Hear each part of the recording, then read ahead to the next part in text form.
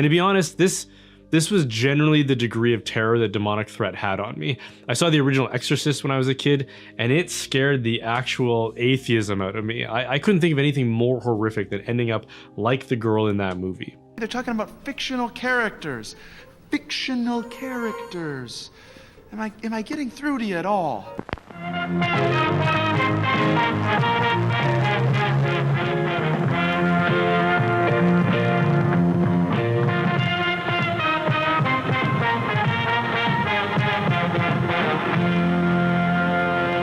Welcome back, everyone, to Bridge the Divide, where we examine irrational beliefs, the irrational behaviors that often follow, and how we, with education, rationality, and reason, can bridge the societal divides that they create. Today, we're going to bring Catholic apologist Brian Holdsworth back to the channel so we can take a look at a video that he dropped titled A Question Atheists Cannot Answer. Not that crap again! Now, I know answering questions from theists can go either way, but Brian is only asking one question here instead of a slew of questions, which are essentially just variations on scientific ignorance. Then again, knowing what we know of Brian, there could be some serious issues with intellectual honesty surrounding his question. But you never know. It could very well be the case that Brian has landed on an issue that demands some serious exploration from the non-theistic worldview. So let's dive in and see exactly what we're up against with this question that Brian thinks atheists simply cannot answer. Okay, obviously, atheists come in all shapes and sizes, and inevitably, whenever I offer any kind of argument about atheism or against atheism, people will say, not all atheists believe that. Not all atheists believe the same thing. That's a straw man argument. This is actually an important point that you're bringing up here, Brian. Not all atheists possess identical worldviews. This is simply because atheism only addresses one proposition within a worldview, the belief in the existence of a god or gods. But that's where that position stops. Atheism itself doesn't logically entail that the atheist holds to any particular philosophical or scientific positions. You can be an atheist and subscribe to supernaturalism or necessitarianism. You can be an atheist and be an epistemic nihilist or a moral realist. There are a whole host of concepts that one could hold to as being true that don't require a god or a specific god to be true in and of themselves. The responses that you've identified here, Brian, such as accusations of strawmanning, only arise when the theist makes the mistake of assuming that the atheist, simply by virtue of being an atheist, automatically holds to a particular position that they don't. And problems such as these can be easily avoided by simply addressing the position of atheism directly, which would cover things like the individual's epistemological standard, their justificatory pathways, and their rational disbelief, and not by attacking their position by targeting unrelated positions that the individual may or may not hold to. And that's true, not all atheists believe the same thing, but a 10-minute YouTube video doesn't allow me to address every variation of atheism that exists. And you see there, Brian, you're already committing yourself to making the very mistake that you previously alluded to. Beyond the sense of strong and weak atheism, there really are no variations in the atheist position because atheism itself is not a worldview. What you're essentially doing here, Brian, is conflating the term atheism with non-theistic worldview. And it is true, a 10-minute video would not be near enough time to address every single possible variation of the non-theistic worldview. Even if you tried to do this by embarking on a non-stop live stream paneled with every goofy apologist that you could put up there, Google would probably have to shut you down due to hardware constraints before you even made a serious dent in the subject. So moving forward, let's keep in mind that we should not be conflating atheism, the position itself, with the totality of a non-theistic worldview. Nor is it my goal to refute every instance of that common creed. Instead, I'm simply trying to address people who subscribe to a popular form of atheism, especially a kind that I interact with a lot on YouTube and that I see on certain channels, and to invite them to reconsider the logical coherence of their position. So again, you're still conflating the terms, operating as though these things in this context are completely interchangeable. If you're going to address the logical coherency of atheism itself, then all you need to do at minimum is examine if the individual's disbelief is rationally justified. And since we're talking about justification for one's personal belief and not epistemic justification for claims made about reality, reality, any valid internal critique or argumentation, such as the logical problem of evil or Schellenberg's argument from divine hiddenness, would suffice. When you say that there are versions of atheism that are more popular than others, what you're actually referring to are versions of the non-theistic worldview, and each one of those individuals' worldviews are going to have philosophical and scientific positions that vary, sometimes even wildly. So just to make sure that we're clear here, Brian, if you're going to ask a question that specifically pertains to a position that can but is not necessarily held within the non-theistic worldview, then that question will not be addressing the coherency or logical consistency of atheism itself. And if what I described doesn't align with your particular form of atheism, then you can be confident that I'm not addressing you, and then therefore there's no need to be defensive. And that was some of the most subtle gaslighting I've seen in a while. You set the stage by dishonestly conflating two terms, atheism and the non-theistic worldview. Then you assert that if the atheist simply disagrees with your position, then there is no need for them to be defensive, despite the fact that it was you who deliberately chose a tactic intended to put the atheist on their back foot by setting the stage with an intellectually dishonest representation of their position. Because you set this whole interaction up this way, you leave the atheist with only two options. Either defend their position by pointing out your deliberate dishonesty and correcting it, or simply walk away from the conversation. But since you put forward that any defensive motion on behalf of the atheist would just be unnecessary, you've attempted to preemptively invalidate what would normally be a completely natural response to your behavior, and essentially told the other person that they simply should not engage, which I suspect is the outcome you ultimately want to have happen here. You just want to be able to make blanket assertions about positions that run counter to your own, regardless of the absence of any intellectual honesty or logical consistency, and you want to do it unchallenged. So the particular kind of atheism that I'm addressing in this video is the kind that says that only what can be materially observed and empirically measured is real, and that if you want to assert anything as true, that is the kind of evidence that you need to provide. So obviously you're not talking about atheism here, Brian. You're talking about epistemology. More specifically, you're talking about empiricism. And yes, there are atheists that hold to empiricism, and it's possible the majority of atheists in the world hold to empiricism as an epistemic standard. But that doesn't entail that empiricism is the end-all be-all of their epistemology. A person can see the applicable value of multiple types of epistemologies, and in doing so hold to a more eclectic position that makes pragmatic use of those various standards. We take what we want and leave the rest.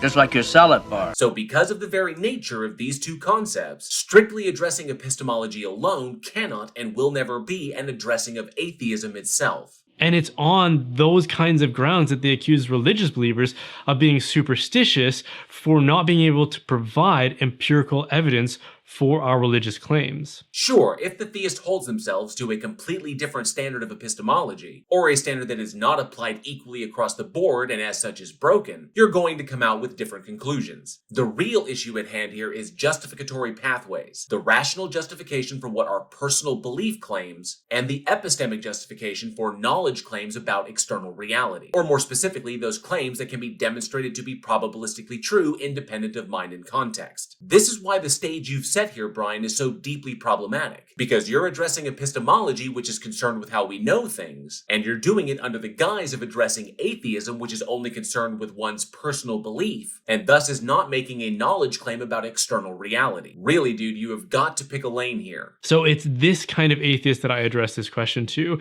because I just don't think that they can answer it. Well, depending on the question, that answer will depend entirely on what philosophical or scientific positions are held within that individual's worldview. The real question from there will be, is their answer logically consistent and therefore rationally justified? I've done a lot of searching myself to see, are there atheists out there? Are there commentators? Are there even scholars who answer this? And I don't seem to be able to find one that is satisfying. Let me be really clear on this, Brian. Your subjective standard for satisfaction is completely irrelevant to this conversation. The only thing that's important here is logical consistency. Because of that little caveat you've set, I could give you a completely coherent, evidence-backed, probabilistically certain answer, and you could simply reject it out of hand because it doesn't meet some axiomatic standard you've chosen to hold. For example, if I subscribe to regulatory theory because it doesn't beg the question and that's where the evidence leads, and you subscribe to necessitarianism because it backs up your indoctrinated bias that human beings are somehow inherently special in the universe, you could simply reject my answer as unsatisfactory because it doesn't confirm your initial assumption. So to be completely honest, it really feels like you're invoking this particular caveat as an escape clause in the event that you get an answer that you cannot immediately devise a logical counter to. The question is slavery wrong? So this is of course not a question that pertains to atheism itself, but instead pertains to one's position regarding morality, or the capacity to make distinctions between what one determines to be good and bad or right and wrong. Now because, as stated before, the position of atheism does not logically entail holding to any one particular position regarding morality, I'll simply start out by saying yes, I subjectively hold that slavery, the act of owning another human being as property, is wrong, and I base that subjective position on a number of things. The biological evidence of my evolved capacity for empathy, which informs my subjective moral valuations, the informing influences of my parents and peers during my formative years, and my knowledge of the direct evidence of the negative impacts of the institution of slavery on individual, generational, and societal levels. I, however, am a moral relativist, so I do not hold that the statement slavery is wrong is objectively true, meaning that the statement slavery is wrong is mind-independently true, as to hold otherwise would require me to start from the assumption that there exists a mind-independent source for moral facts. And seeing as how I'm not begging the question of the existence of such a thing, and everything in my worldview is predicated upon evidence-backed explanatory and predictive modeling, my position of moral relativism is logically consistent and therefore rationally justified. That all being said, Brian, if you yourself are a moral realist, then we're already going to be in an impasse, because you subjectively won't find my answer to be satisfactory because it doesn't confirm your initial position.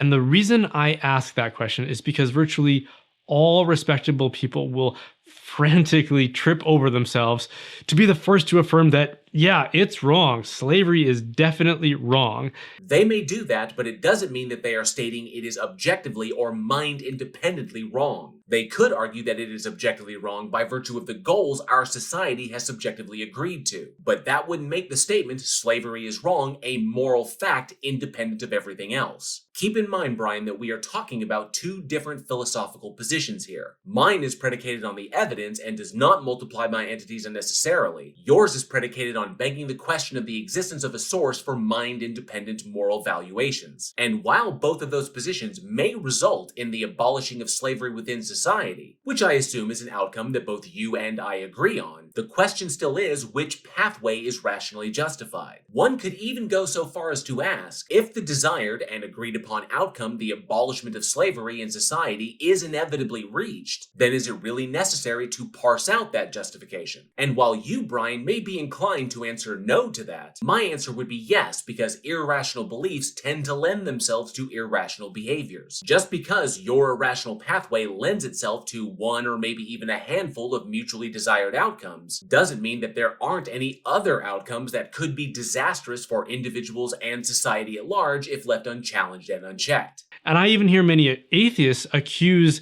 the Bible of being morally inferior for not going far enough in its condemnations of slavery. That's an understatement. Seeing as how, in your worldview, your God went so far as to establish not killing each other and not stealing from each other as rules, even though it definitionally knew that those things would continue to happen in society, it stands to reason that this entity would have the wherewithal to establish not owning other human beings as property as a rule. And it would logically track, given that it states unequivocally that all humans are made in its own image. But nowhere in the Bible does it state that slavery is objectively wrong, and everywhere in the Bible does it lay down regulatory rules for slavery, and persistently demands that slaves obey their masters regardless of the circumstances of their slavery, which is precisely why any attempt by apologists to thread that needle only comes off as a morally hypocritical justification for slavery. But I don't think that the atheist of the variety that I described earlier can answer this question sufficiently. Sufficiently by your subjective standard, which is irrelevant to this conversation. If your own position is not logically consistent or is foundationally fallacious, you have no legs to stand on. By that, I don't mean that They don't have answers, just that their answers are illogical and that they expose an inconsistency in the kinds of evidence that they demand of others to account for their beliefs. I gave you my philosophical position and my standard of epistemology that backs it up. And the only way you would be able to show that to be logically inconsistent would be if you demonstrated the existence of a source for mind-independent moral valuations. You, of course, can assert that you believe such a thing exists all day long, but until you're able to demonstrate that one exists in reality, then we're still at the impasse. Because if you're going to logically account for the truth of a statement like, slavery is wrong, you have to be able to define the terms of that statement. Slavery is easy enough to define, so I'm not going to spend any time on that. But the word wrong is one that I've never heard defined in a way that is consistent with atheism. Again, you're still trying to parse out the difference between moral relativism and moral realism here. And atheism itself has nothing to do with the wholly subjective determination of what wrong is. As much as you'd like to imply otherwise, these positions are not mutually exclusive. What you're basically doing here is claiming that atheists, simply by virtue of not believing in the existence of a god or gods, or more specifically your version of a god, don't have a position that justifies claiming any moral distinction is objectively true. And you would be correct if the atheist you're talking to is a moral realist, which basically means your video should be directed at someone like T-Jump. So what you should have done at the very beginning, Brian, is specify that your video is being directed not at atheists in general, but at atheists who hold to moral realism. And I would say that those particular atheists are actually arguing across the way at Euthyphro from the very same boat. Can they demonstrate that a mind-independent source for moral valuations or moral facts actually exists in reality without begging the question? No. Now, if you want to argue all day with moral realist atheists about which of you has the more rationally justified source for moral facts, then be my guest. But until then, you really should do a better job of articulating yourself so that it doesn't come off like you are dishonestly asserting that being an atheist logically entails holding to moral realism. Because if you're going to define something logically, you cannot include the thing that you're trying to define in your definition. That would be circular reasoning and therefore fallacious. That was a completely irrelevant point to make, Brian. And by the way, what you're really referring to are the specific contexts in which words are used. What you meant is the definition of the word you're using logically consistent with the established context. If the context is moral relativism, then all I have to do is appeal to the word wrong as being the subjective description of those things that I hold as reducing well-being. But if the context is moral realism, then you need to appeal to the mind-independent source for what makes something objectively wrong. And if that happens to be the context you're operating in, then both worldviews run into major issues. The theistic worldview is going to run headlong into the Euthyphro dilemma, and the non-theistic worldview is going to run into an appeal to mystery or an appeal to emotion. And we're going to go ahead and skip this next section because it's just Brian further explaining how using a term itself or using a synonym of a term within its own definition is circular. But then he accuses moral realist atheists of basically doing that very thing, claiming a thing is objectively wrong because it is defined as being wrong. Like one article I read said that morality is simply whatever prevents suffering and increases well-being. Now, I have no idea what specific article you're citing here, Brian, so I don't even know what the goal of that article was. But if the person or the people behind that article are themselves moral relativists, then that makes perfect sense. And it's interesting that you didn't provide that citation or even clarify that distinction. So I can only assume that you deliberately chose not to so that you can approach this as though the people in that article were making those moral statements as though they were objectively true. But all they've done, according to this definition, is made suffering synonymous with evil and well-being synonymous with goodness, never really defining any of them. And in that context, they don't actually have to, because the statement was just about what morality itself is, which is the capacity to make distinctions between what is determined to be right and wrong or good and bad. Yes, they interchangeably use the term suffering and well-being here, but that's not the real issue, because the term morality itself does not dictate what specifically is or is not moral, amoral, or immoral. Morality is just referring to the observation that there is a coherent distinction being made, and the author or authors of the article are simply telling you what distinction they are making themselves for the purposes of the article. Purposes that you conspicuously did not share here, so I can't even say that you're not misrepresenting that article. So the huge huge mistake you're making here, Brian, is presenting the concept of morality itself as inherently making moral statement, which it is not. Those specific distinctions are entirely subjective to the individual. And we're going to go ahead and skip this section because it's basically just him padding the runtime by reiterating the circular definition point. Many others have tried to argue that morality is simply what has been agreed upon as a social contract, which can accumulate into something like a legal system or the law.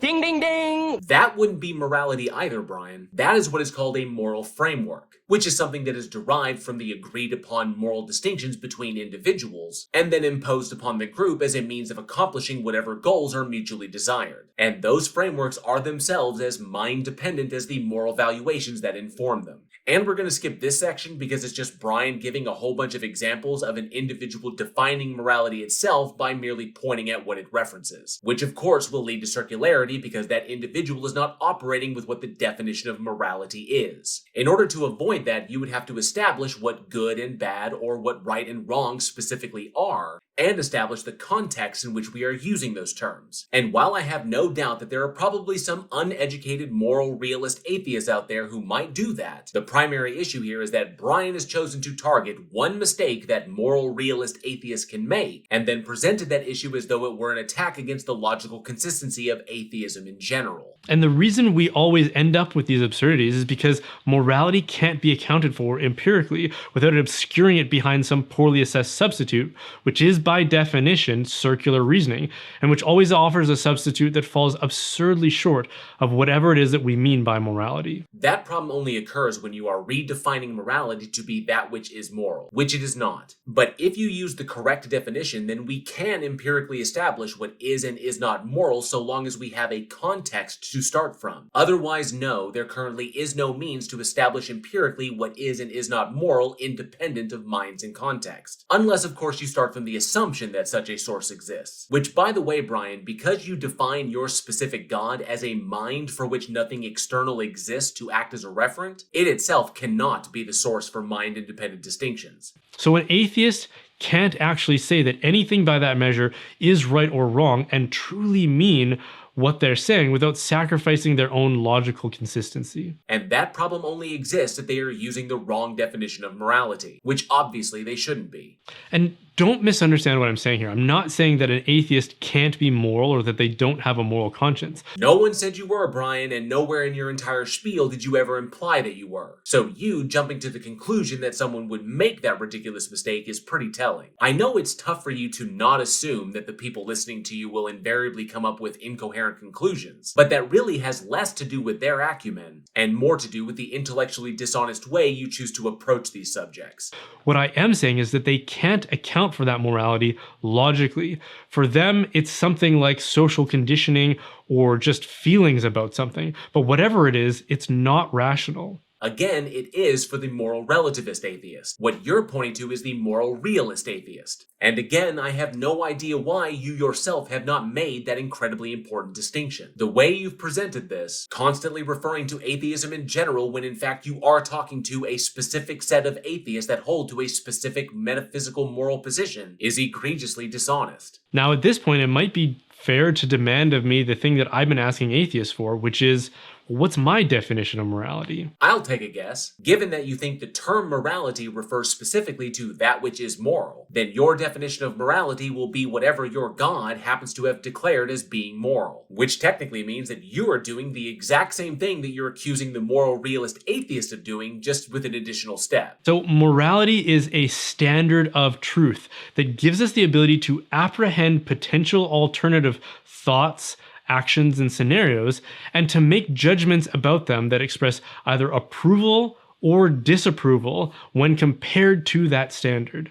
That was a really convoluted way of basically saying moral truths exist, and that which is moral is that which corresponds with that truth, which of course tells me that you're a moral realist. But if we operate by our understanding of what truth is, being that which corresponds with reality, then the problem here, Brian, is how exactly are you establishing what a moral truth is without referencing something that demonstrably exists in reality? Such judgments appear in statements like, that ought to happen, and that ought not to happen, or more precisely, that ought to be and that ought not to be. In other words, we are making judgments of an ontological and metaphysical nature, which are inquiries about being and existence. Yes, those oughts are derived from what is considered to be right and wrong, but they do not specifically describe what is right and wrong. This is where Hume's is-ought problem comes from, that what ought be done cannot be inferred from purely factual statements or that which is true. However, in your worldview, Brian, you are operating as though you can infer what ought be done from what you hold to be the factual statements that your God exists, is metaphysically ultimate, and has made specific moral declarations. But that, of course, as I mentioned earlier, runs headlong into the Euthyphro dilemma, because it doesn't tell us specifically why a thing is good or bad outside of the existence of a prior established referent. Is a thing good because God does it, or does God do it because it's good? If it's good simply because your God does it, then you're in the exact same boat that you've decried the moral realist atheist as being in, circularly defining that which is good as that which your God has arbitrarily said is good, which of course would logically entail that moral distinctions are ultimately mind-dependent, because the moral distinctions made by your God that you happen to be referencing are entirely dependent on its mind, thus confirming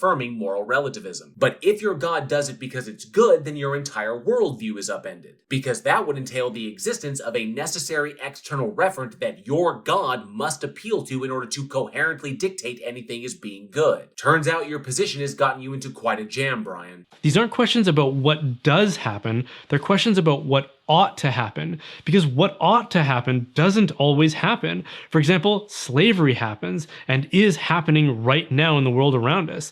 And if we say that's wrong, we're saying it ought not to happen. Right, but we're establishing that ought in reference to a priorly established moral or ethical framework. We're not stating that it ought not happen because slavery being wrong is a mind-independently true statement. At least moral relativist atheists aren't doing that. This is a really important distinction that you have yet to make, Brian. But if we only take our moral understanding from that which can be observed and measured empirically, then there is no question of what ought to be, only what is, because only what is what can be measured and inquired about in this way. Specifically, that's what's called Hume's law or Hume's guillotine, which is the is-ought problem I mentioned earlier. Which is why the physical sciences can't tell us that slavery is wrong. They can only tell us that it is, it exists, it has being. But if you're saying it ought not to exist, then you're appealing to some invisible standard that can't be measured empirically, that is used to judge potentials like slavery or not slavery,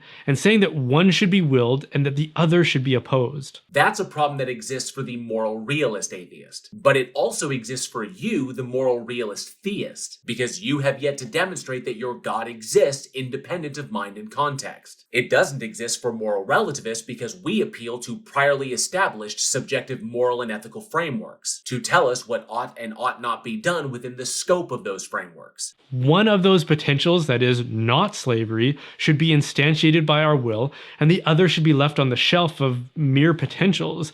And to make such statements, you have to offer evidence of a metaphysical and a theological nature, because there is no physical evidence available to you. Ah, so you finally arrived at the point that you could have made forever ago. The moral realist atheist does not have a specific source to appeal to for what moral truths are, and thus can only define that which is moral as that which is moral. While the moral realist theist asserts that they do have a metaphysical source they can appeal to, a source they label as their God, and can only define that which is moral as that which their God says is moral. However, the moral realist theist here, just like the moral realist atheist, cannot demonstrate the existence of their source independent of mind and context without begging the question. So as I said before, the two of you are just yelling at each other from opposite sides of the same boat, while I, the moral relativist atheist, finds that to be objectively hilarious. Which is why it's no wonder that slavery, which virtually disappeared in Christendom in the Middle Ages, started to resurge in Western civilization at exactly the time when secularism started to gain momentum and influence. That is, the modern era. I can't believe you can lie like that. First, the Middle Ages refers to the period in European history that spanned from the 5th century to the 15th century, the beginning of which is marked by the fall of the Western Roman Empire, and the end of which is marked by the fall of Constantinople to the Ottomans, which itself is viewed as the pivotal moment in history that ushered in the Renaissance. Second, the institution of slavery was widely practiced throughout Europe during this time, persisting most strongly in Italy, Spain, and North Africa, and it made its transition to the American colonies thanks in large part to the efforts of the Dutch in the transatlantic slave trade, where slavery was then justified by using the laws written in the Bible. Third, the rise of secularism was largely a result of the Protestant Reformation that challenged the authority of the Catholic Church, which resulted in a gradual separating of religion from political and social spheres. In fact, there is an argument to be made that the growing popularity of secular moral systems played a large part in religion's eventual, albeit disconcertingly slow, moral rejection of slavery as a viable institution. But given how intellectually dishonest your entire presentation has been here, Brian, I could say outright lies about history are to be expected. The slave trade that we tend to think of and universally condemn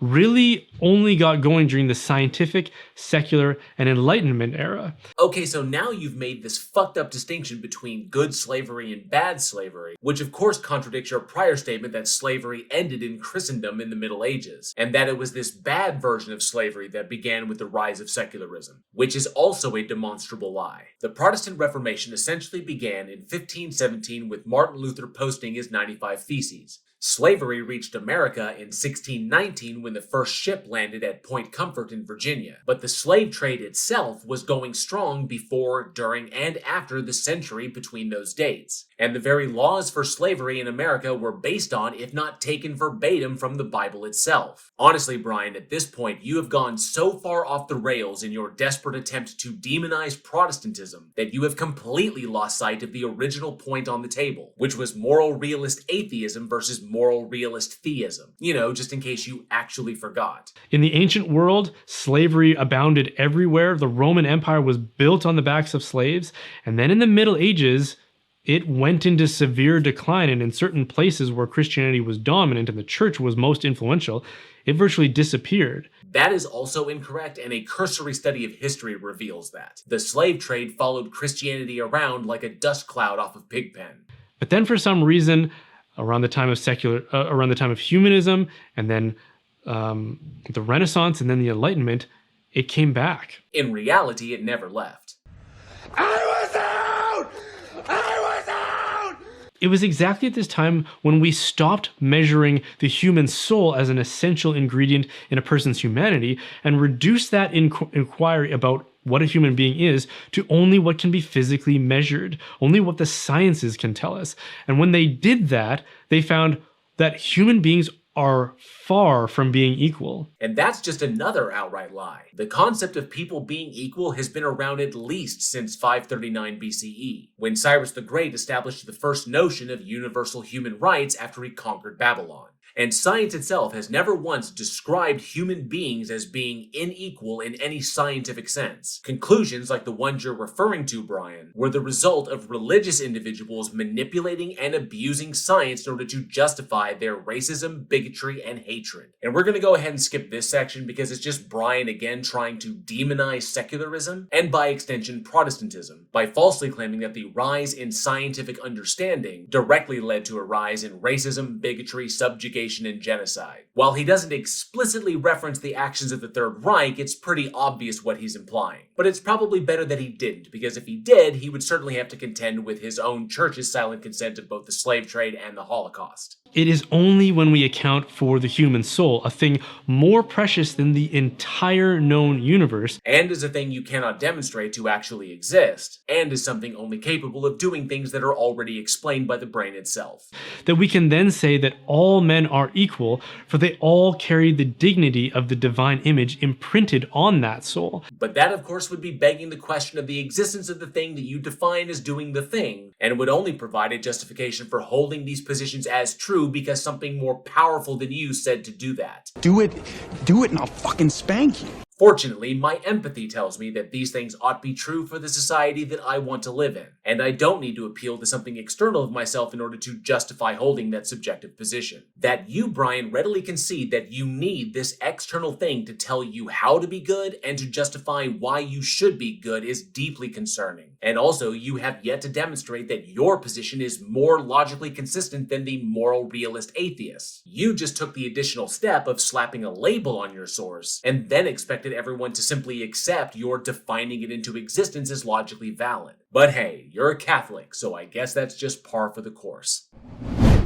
Now, I know that this was a long one, so I'll keep this bit as short as I can. Obviously, it would be very difficult to bridge the divide with any individual who feels so desperately that they need to demonize any worldview that is not their own. But what we can do is bridge those divides by setting the example. And ways in which we could do this would be approaching topics with intellectual honesty, articulating ourselves with precision, actually knowing what the hell we're talking about, and of course not resorting to outright lies in order to push a narrative. And yes, these are tactics that we all ought to engage in, but only if the prior established framework is to actually have a dialogue from which some actual progress can be made. Thank you all for watching. I hope you enjoyed the video, and if you did, please like, share, and subscribe, and hit that bell for notifications. And be sure to leave a comment below. I love reading your responses, and those interactions help with the dreaded algorithm. Don't forget, February is American Heart Month. The link to where you can support these important efforts is down in the description. And if you like what you saw here and would like to support this channel further, the links for channel membership and to get yourself some official Bridge the Divide gear are also in the description. Once again, a massive thank you to each and every single one of you for your continued support, and as always, be safe, be excellent to each other, and together, we can bridge the divide.